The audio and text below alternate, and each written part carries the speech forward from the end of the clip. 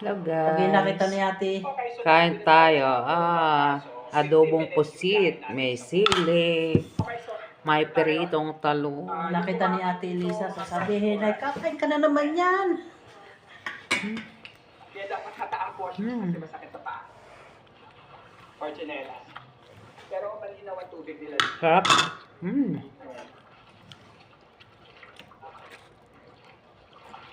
Sausaw natin sa toyo. Tapos yung view, itong malaking bato.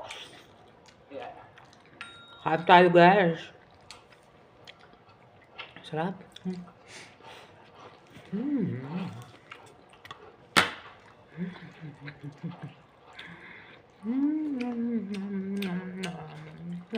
Meron dito, no?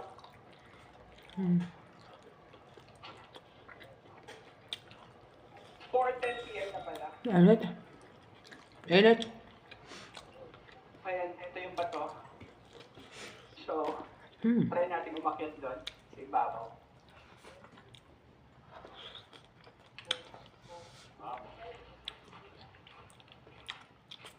Okay. Okay, so... Nanonood ako ng Pugong Biyahero.